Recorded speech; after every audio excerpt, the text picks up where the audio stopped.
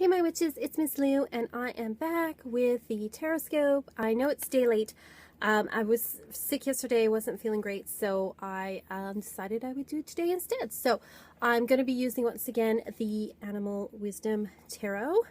And as always, I remind people, you're not just your sun sign, you also have other planetary signs as well. So if you know your moon sign, pay attention to that, especially in regards to where you'll be emotionally and relationship-wise during the week.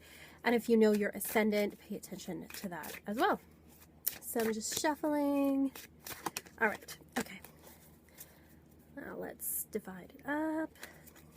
All right, so we'll start as always with Aries.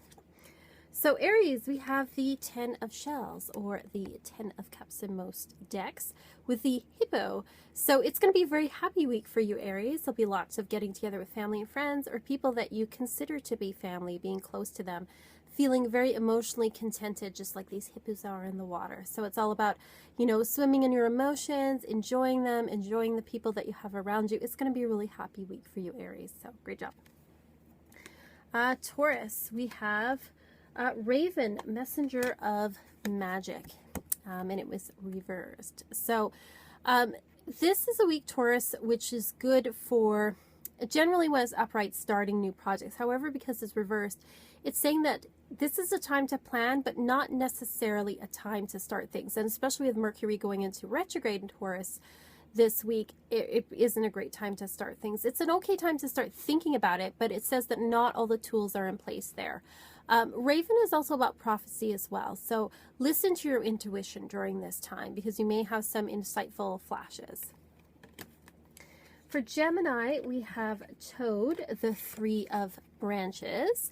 Now, this week for you, Gemini, is going to be one of planning and starting, not just starting projects, but also starting to see some of the results of some of the creative and work projects that you've been doing. You're going to start to see like, hey, this is taking, you know, I'm making progress in these areas. You'll also have people coming and helping you as well. So it's going to be a productive week for you, Gemini.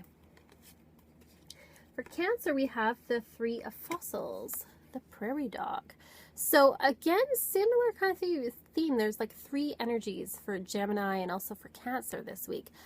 You know, it's a time where you're going to be working really hard, working on things you love. Also a time of financial growth as well. Although it's saying to also be careful with it too, to not go and, you know, spend it willy-nilly.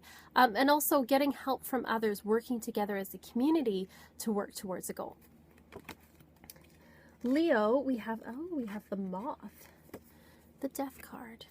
So a time that if we're letting go this week, especially with all the retrogrades going on, for Leos, it's a time to release, to let go what no longer serves us, and to move forward with things. And that may be a process. It's not going to happen overnight, but death promises rebirth. And so after this sort of all this super retrograde with like 5 planets in retrograde, there will be change, a lot of change for you and new beginnings. For Virgo, we have the Penguin, the Seer Shells, or the Page of Cups. So this is time to be very gentle with yourself, Virgo. Really look within. A good time to plan any sort of creative projects or to nurture a new relationship. There may be if there's a new baby in your life, obviously they need attention. But for Virgos, it's going to be very much a time being emotionally gentle. You may feel like you need to withdraw, and not in a negative way, but just more like you're withdrawing to yourself. So that's for Virgo. Libra, we have the Hummingbird, 6 of Branches. This is going to be a successful week for you, Libra. It's going to be a time of, this is usually the 6 of Wands, which is the victory card. So if you've been working towards something, you will attain your goals. There'll be a sense of victory. There'll also be just the feeling of success and sweetness, and that things are going very well for you. Scorpio, we have the Bison, the Ace of Fossils. So Scorpio, good time for you to actually start investing in things financially, or to start a new job, to move to a new home. Any new beginnings you're thinking about on a physical level. It could even be like a new exercise regime or treatment program. This is a good week for that, Scorpio. For Sagittarius, we got the Donkey, which is 5 of Fossils, but it was reversed. So if you've been struggling with things financially or physically during the past few weeks, things will start to turn around this week for you, Sagittarius. You'll start to rediscover some avenues of income. Either something that you lost will be picked up again, or someone may repay a debt. But it's also a time where you feel like there's more hope and that there's more opportunities than you saw before. For Capricorn, we have Spider, the sacred spinner, the wheel of fortune. So a turn of fate for Capricorn this week. Events may seem like they're outside of your control. The best advice is to stay in the center of the wheel, to let things go on around you without being overly affected by it, to maintain your center while things are going on around you, and to know that you can't control everything, but you can control the way you react to it. For Aquarius, we have the llama, the seeker of fossils. So Aquarius, your best advice this week is just take it very slow and steady. One thing at a time, focusing on your goals, working slowly towards them. I know that's not the most exciting advice, but it will get you there. And Pisces, we have the bat, the hanged man. So Pisces, it's a time to look at things from a different perspective, especially with all of the retrograde energies going on. It's a time to reassess, to relook at things, to look at things from a different perspective than you have before. Also a time to step back a little bit and see maybe where you can make some changes as far as like what you can sacrifice that doesn't serve you anymore. So that's what I see for each of the signs. Our overall advice is the World, which is the whale in this deck, except it was reversed.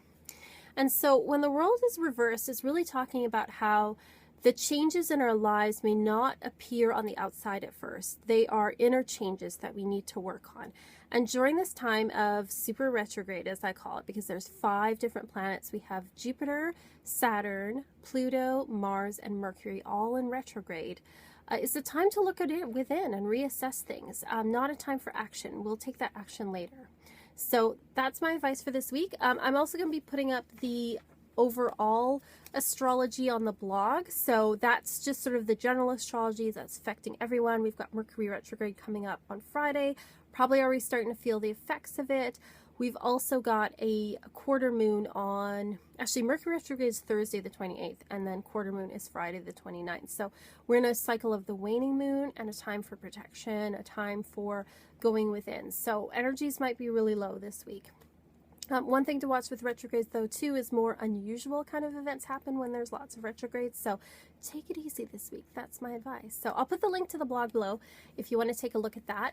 If you have any questions or any comments, put it below. All right, I'll see you guys. Have a great week.